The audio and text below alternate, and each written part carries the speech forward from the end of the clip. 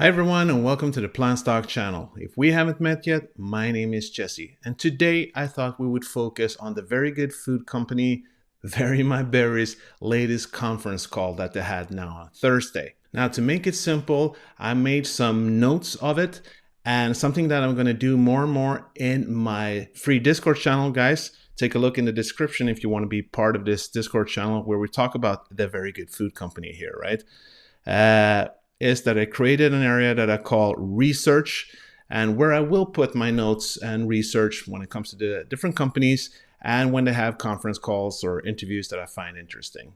So guys, if you want access to that, just come into the free Discord channel and take a look and you'll get this PDF that I'll be talking about right now. And before we get into this, folks, I would appreciate an early thumbs up to help spread the video to more people out there. And feel free to subscribe if you are interested in companies like the Very Good Food Company, Beyond Meat, the Tattoo Chef, Oatly, to name a few. And don't forget that bell button. All right, let's get to it. So if we take a look at it, all right, so it's the Q4 and 2021 conference call.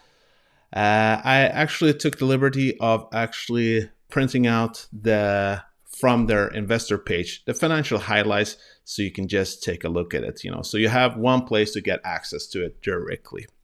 All right, guys, I won't be talking about what Ana Silva, the president, talked about. She talked first for like 10-15 minutes, and that was overall what we already discussed and found out about 2 weeks ago regarding the company. So I didn't feel that was as important as what we got later in the conference call, which was the investors' questions, and it was quite a lot of them, which I appreciated.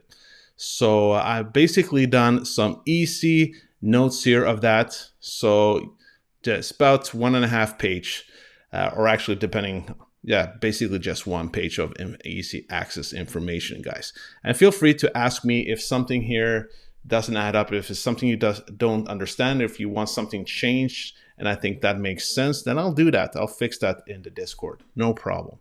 So basically when they started, Ana Silva, the president, she first talked, but then when it was the actual live questions from the private investors and investors, she wasn't part of it, as I wrote here. She didn't attend it.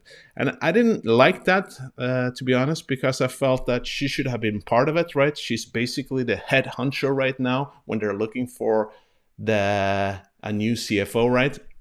So I feel that she should have been part of that. Normally, I don't think actually that the board or the president of the board is parts of these conference calls. It's usually the CEO and the CFO and maybe the creative director or something like that.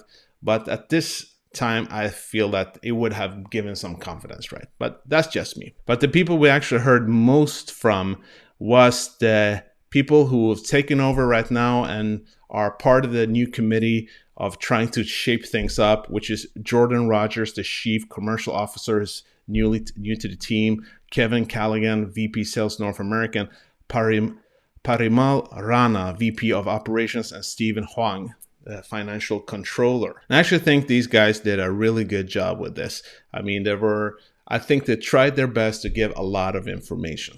So let's just get to it here. So basically, I just tried to put them up in where it makes sense in the order here. And with the different questions, this is what we found out. And again, this is our questions that private investors wanted to find out, not like normally institutions or different banks that are asking questions. But obviously, there's barely any institutions in this company. So it's all about the retail investors, right? So when it comes to this year, the company has expanded both in stores and personnel. As we know, they are now currently at 1,800 stores, about 200 more stores than I actually thought. So that's good, 1,800 stores, and they've grown their personnel from 70 to 200 people.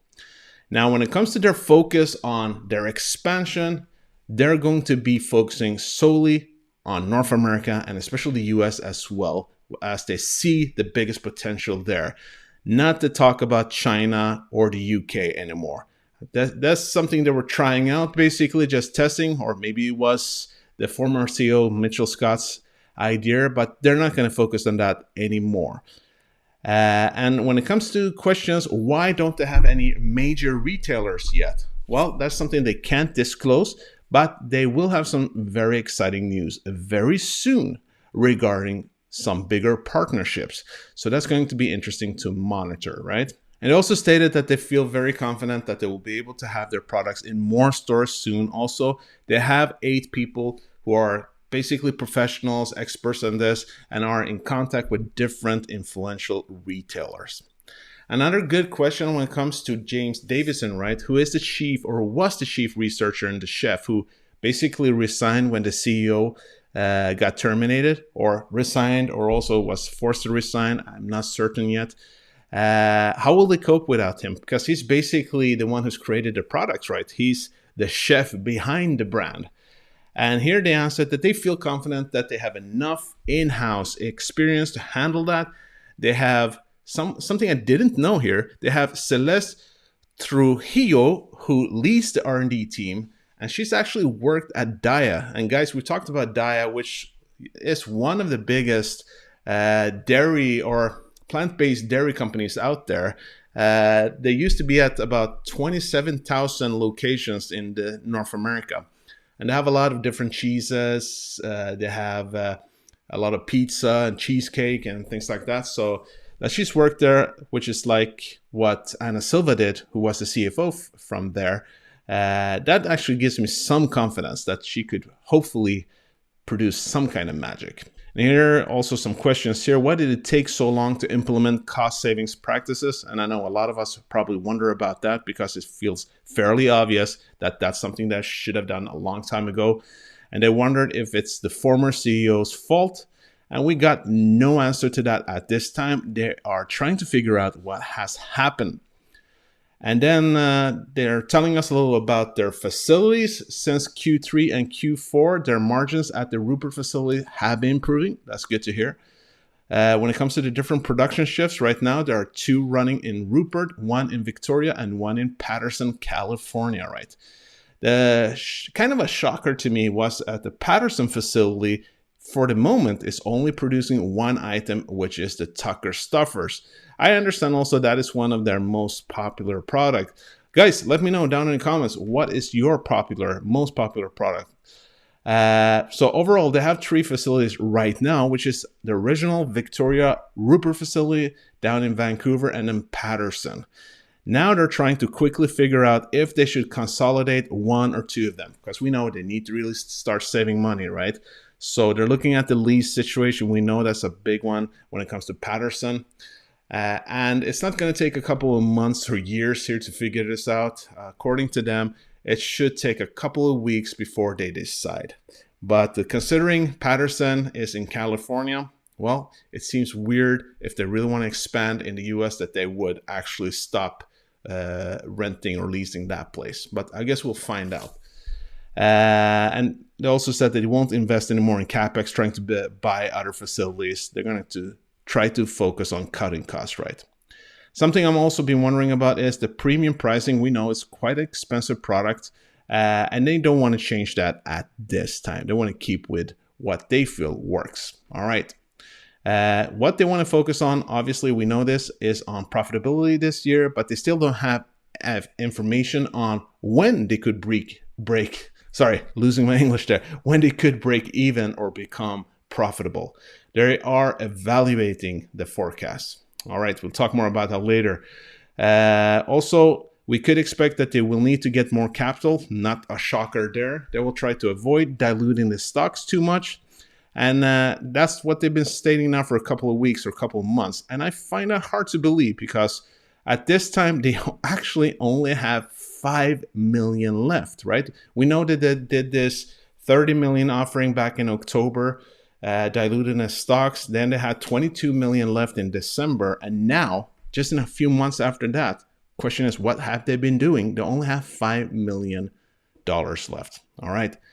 And we actually don't get any more information why the CEO was terminated. No information regarding Mitchell or James' compensation plan either. So are they getting a lot of money now for having to quit? Well, hopefully we'll find out more information about that later. Then to the question if they're open to being bought up by a larger company. Well, they will give more info at a later date regarding that. So yeah, that seems a little weird.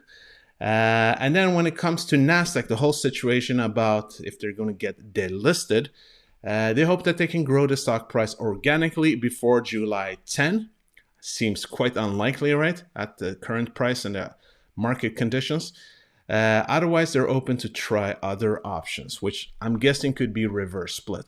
But they're also going to try to get an extension if they have to. They haven't started talking to Nasdaq about that yet because they're still hoping that there's time to July 10. Yes, not sure how realistic that is, but we will monitor the situation for sure. They understand that investors have lost confidence, so they will work hard on earning that back by being more open.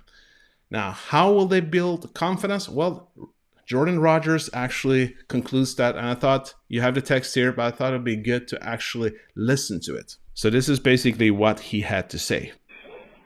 That is a great question to end this session, and we really take to heart these questions and appreciate them. So thank you. I think, the fact that we have amazing products that taste great, that have really been validated in the market through same-store sales growth with authentic ingredients.